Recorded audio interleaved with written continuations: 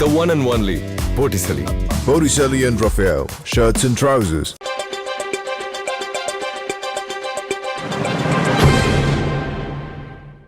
மத்திய பிரதேச மாநிலம் போபால்ல திருமணமான 5 மாசத்திலேயே தன்னுடைய கணவர்கிட்ட இருந்து விவாகரத்து வேணும் அப்படின்னு ஒரு பெண் கேட்டிருக்கிறது அதிர்ச்சியை ஏற்படுத்தியிருக்கு. 2023ஆம் ஆண்டு ஆகஸ்ட் மாசத்துல தம்பதிக்கு திருமணம் நடந்திருக்கு. அந்த நபர் ஐடில வேலை பார்க்குறாரு, நல்ல சம்பளம் வாங்குறாரு. அதே மாதிரி அந்த பெண்ணும் வேலைக்கு போறாங்க, நல்ல சம்பளம் வாங்குறாங்க. தேனிலவுக்கு வெளிநாடு போகணும் அப்படின்றதான் ஃபர்ஸ்ட் பிளான் பண்ணியிருக்காங்க. 2 பேருமே நல்ல சம்பளம் வாங்குறதுனால வெளிநாடு போகணும் அப்படின்றது அவங்களுக்கு ஒரு பெரிய சிக்கலா இல்ல. ஆனாலும் அந்த பெண் சொல்லியிருக்கிறது என்ன அப்படின்னா, என்னுடைய கணவர் தன்னுடைய பெற்றோரை கவனிக்கணும் அப்படின்ற ஒரு காரணத்துக்காக தேனிலவுக்கு வெளிநாடு போவதற்கான அந்த யோசனையை முதல் நிராகரிச்சாரு. உள்நாட்டிலேயே எங்கேயாவது போகலாம் அப்படின்னு சொல்லியிருந்தாரு. இதுக்கப்புறமா கோவா, அது மட்டும் இல்லாமல் தென்னிந்தியாவுக்கு போறதா நாங்கள் பிளான் பண்ணோம். ஆனா அவருடைய தாயார் ராமர் கோவில் விழாவை முன்னிட்டு அயோத்திக்கு போகணும் அப்படின்னு சொன்னதுனால என்னுடைய கணவர் அயோத்திக்கும் வாரணாசிக்கும் டிக்கெட்டை புக் பண்ணிட்டாரு. ஆனா இது என்கிட்ட கூட சொல்லலை அப்படின்னு சொல்லியிருக்காங்க. இதுக்கப்புறமா அந்த குடும்பம் அயோத்திக்கும் வாரணாசிக்கும் போயிட்டு வந்துட்டாங்க. போயிட்டு வந்து சுமார் 10 நாட்களுக்கு அப்புறமா ஜனவரி 19ஆம் தேதி அந்த பெண்மணி விவாகரத்து கேட்டு குடும்ப நல நீதிமன்றத்தில் மனு தாக்கல் செஞ்சிருக்காங்க. தன்னுடைய கணவர் தன்னை விட அவரோட குடும்பத்துக்கு தான் அதிக முக்கியத்துவம் கொடுக்கறதாகவும் அந்த பெண் சொல்லியிருக்காங்க. இப்போ அந்த தம்பதிக்கு போபால் குடும்ப நீதிமன்றம் ஆலோசனை பெறுவதற்காக நேரம் கொடுத்திருக்கு. மேற்கு வங்க முதலமைச்சர் மம்தா பானர்ஜி போயிட்டு இருந்த கார் விபத்திற்குள்ளானதுனால அவங்களுக்கு தலையில லேசா காயம் ஏற்பட்டிருந்தது. கான்வாய்க்கு குறுக்க கார் வந்ததுனால அந்த கார் மேல மோதாம இருக்கணும் அப்படின்றதுக்காக மம்தா பானர்ஜியுடைய கார் ஓட்டுநர் பிரேக் போட்டதுனால மம்தா பானர்ஜி கண்ணாடியில மோதி அவங்களுக்கு லேசா காயம் ஏற்பட்டதாக அதிகாரிகள் தெரிவிச்சிருந்தாங்க.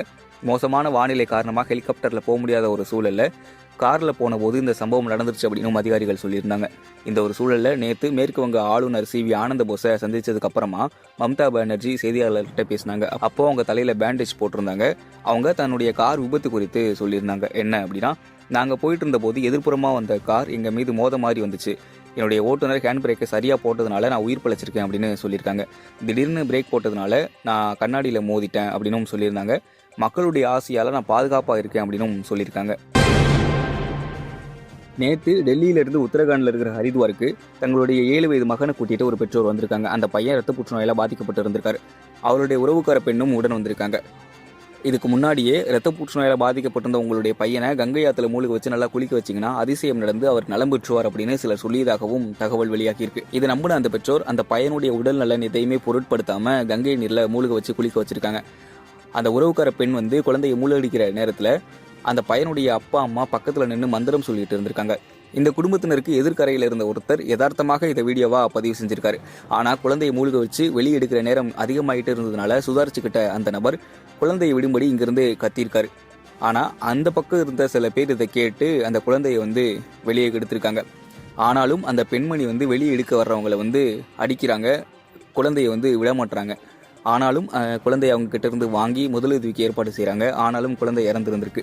தகவல் கேட்டவுடனே சம்பவத்திற்கு வந்த போலீஸ்காரங்க அந்த பையனை எடுத்துக்கிட்டு மருத்துவமனைக்கு கொண்டு போகிறாங்க. ஆனால் அந்த பையனை பரிசோதித்த அந்த மருத்துவர்கள் பையன் இறந்துட்டதாக சொல்கிறாங்க. இதுக்கப்புறமா குழந்தையுடைய உடல் பிரேத பரிசோதனைக்காக அனுப்பி வைக்கப்படுது. இதை பற்றி காவல் அதிகாரிகள் என்ன சொல்கிறாங்க அப்படின்னா, ரத்த புற்றுநோயால் பாதிக்கப்பட்ட அவருடைய மகன் சார் கங்காராம மருத்துவமனையில் வச்சு சிகிச்சை அளிச்சிட்டு இருந்திருக்காங்க. ஆனால் மருத்துவர்கள் கைவிட்டதுனால ஏதாவது அதிசயம் நடந்து தன் பையன் குணமடைஞ்சா போதும் அப்படின்னு நம்பி இந்த மாதிரியான செயலை செஞ்சுருக்காங்க அப்படின்னு வேதனையோட சொல்லியிருக்காரு. கேரள மாநிலத்துடைய ஆளுநராக ஆரிஃப் முகமது கான் இருக்கிறார். அந்த மாநிலத்தில் ஆளுநருக்கும் மாநில அரசுக்கும் இடையில மோதல் போக்கு நீடிச்சிட்டு இருக்கு. குறிப்பாக சட்டமன்றங்களில் நிறைவேற்றப்படுகிற சில மசோதாக்களில் ஆளுநர் கையெழுத்திடாதது போன்ற விவகாரங்களில் மாநில அரசுக்கும் ஆளுநருக்கும் மோதல் போக்கு நீடிச்சிட்டு இருக்கு. இந்த ஒரு சூழல்ல கேரளாவில் பட்ஜெட் கூட்டத்தொடரில் பேசின ஆளுநர் ஆரிஃப் முகமது கான் கொள்கை உரையில கடைசி பத்தியை மட்டுமே வாசிச்சுட்டு கிளம்பி போயிருக்காரு. இதன் மூலமா ஆரிஃப் முகமது கானுடைய இந்த சின்ன உரை நாட்டுடைய வரலாற்றிலேயே மிக குறுகிய ஆளுநர் உரையாக கருதப்படுது. காலையில 9 மணிக்கு சட்டசபைக்கு வந்த ஆளுநர் 9:02 மணி அளவில் தன்னுடைய கொள்கை உரையை முடிச்சிருக்காரு. மேடைக்கு வந்த ஆளுநர் தன்னுடைய 62 பக்க உரையில 136 பத்திகள்ல கடைசி பத்தியை மட்டுமே படிச்சுட்டு மற்றது எல்லாத்தையும் தவிர்த்திருக்கார். தொடர்ச்சியா 9:04 மணி அளவில் சட்டசபையை விட்டு வெளியே போயிடுறார். அவர் வந்த உடனே சபாநாயகர் AN சம்சீர், முதலமைச்சர் பினராயி விஜயன், நாடாளுமன்ற விவகாரத்துறை அமைச்சர் K ராதாகிருஷ்ணன் போன்றவரெல்லாம் பூங்கொத்து கொடுத்து வரவேற்கிறாங்க. ஆளுநர் தன்னுடைய உரையில கேரள மக்கள் பிரதிநிதிகள் முன்னாடி பேசுறது பெருமை அப்படின்னு சொல்றாரு. இப்போ நான் கடைசி பத்தியை மட்டுமே வாசிக்க போறேன் அப்படின்னு சொல்றாரு. அதுல வாசிச்சது என்ன அப்படின்னா, நாட்டுடைய பாரம்பரியம் கட்டடங்கள்லயோ நினைவு சின்னங்கள்லயோ கிடையாது, அரசியலமைப்புடைய விலைமதிப்பற்ற மரபுக்கு நாம காட்டுற மரியாதையில தான் இருக்கு அப்படின்னு சொல்றாரு. கூட்டுறவு கூட்டாட்சியுடைய சாராம்சம் தான் இத்தனை ஆண்டுகளாக நமது நாட்டை ஒற்றுமையாகவும் வலிமையாகவும் வச்சிருந்துச்சு. இந்த சாராம்சம் நீர்த்து போகாம பார்த்துக்கிறது நம்மளுடைய கடமை அப்படின்னு சொல்லியிருக்காரு.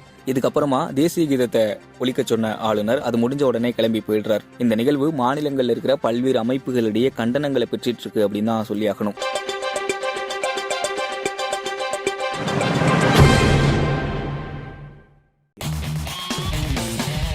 பார்ட்டி வேர்னாலும் ஐ ப்ரிஃபர் போட்டிசலி.